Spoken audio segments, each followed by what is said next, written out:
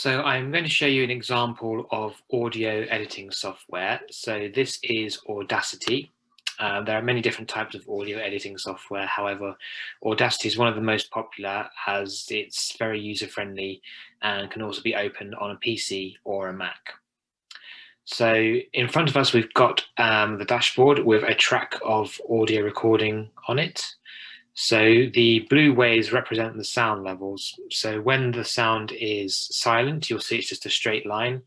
And when the louder the noise, the wider the waves will be on the image. So you can kind of get a visual sense of the recording. I'm going to play this through for you so you can get an idea of some of the issues you might have with an interview recording.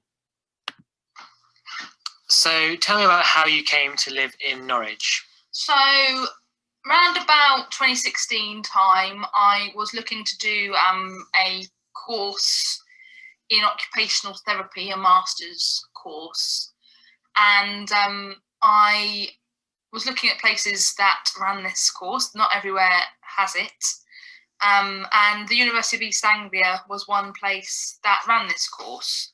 So I kind of knew Norwich a little bit. I grew up in Cambridge, so oh, sorry, do you mind? That's the door. Sorry about that. Is that okay?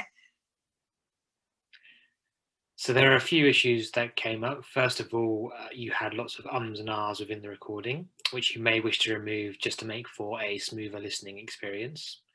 And also at the end of the recording, there was a knock on the door which interrupted the conversation, and you might want to remove that from the final edit.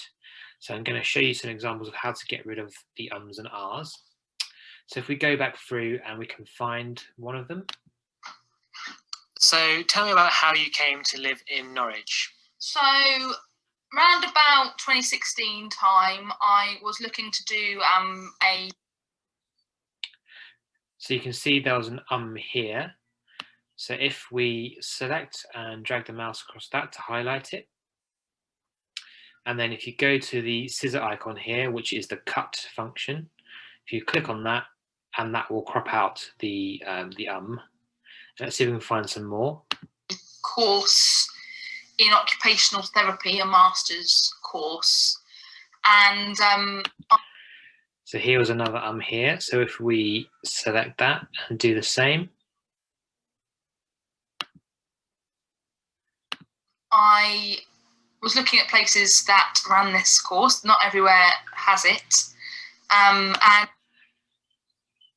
there's another there.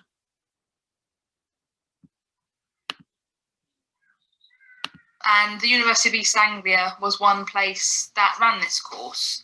So I kind of knew Norwich a little bit. I grew up in Cambridge, so oh. And there was an just at the end here. So we've removed those from the final recording. So you had the interviewer's voice at the beginning asking a question, and also an interruption with a door knock at the end. So you may want to remove those from the final recording as well. So how you do that is, first of all, if you go back to the beginning, find out where those pieces of audio that you want to remove are. So tell me about how you came to live in Norwich. So you can see that section there is the interviewer's voice. And then if we go towards the end. Oh, sorry, do you mind? That's the door. Sorry about that. Is that okay? So you can see that the audio of the door knock starts here. So you might want to remove both of those. So to do that, if you select the audio that you want to keep, and then if you click on Trim Audio Outside Collection, you'll see that removes the extraneous audio from the recording. So if we go back and play. Around about 2016 time, I was looking to do a course in occupational therapy, a master's course. And I was looking at places that ran this course. Not everywhere has it. And the University of East Anglia was one place that ran this course. So I kind of knew Norwich a little bit. I grew up in Cambridge, so as you can hear, it sounds a lot smoother with the ums and ahs removed, and also you've removed the extraneous audio from the beginning and end of the recording.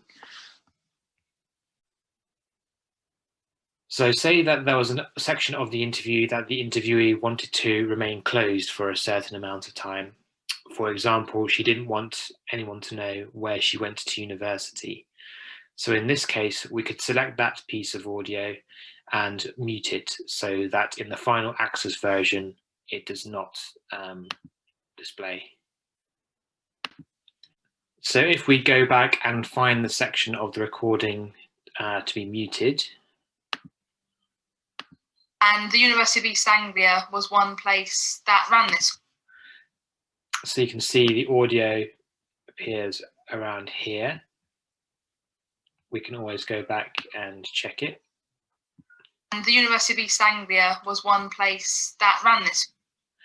So this section here is to be removed. So then if you select silence audio selection, and you can see that's now been muted.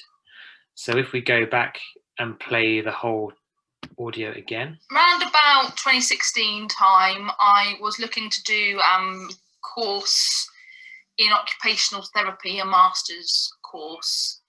And I was looking at places that ran this course. Not everywhere has it.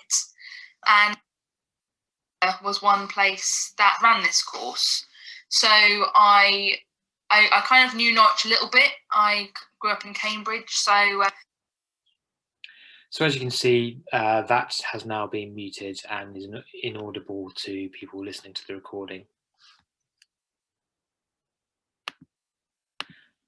I'll quickly show you some other functions of Audacity. You've obviously got play, pause, and stop. You can also skip back to the start of the recording and stick to the end. You can also zoom into the recording. So if there's a piece of audio that you wish to focus on a bit more closely, so just remove some background noise, it's easier to see where the audio is.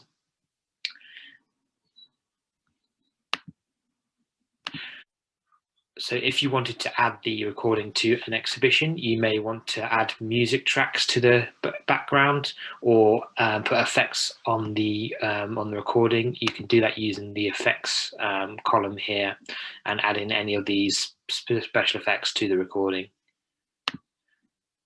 So that's just a brief run through of what you can do with Audacity. As you can see, it's fairly user friendly. So do give it a try and feel free to let us know how you get on with it.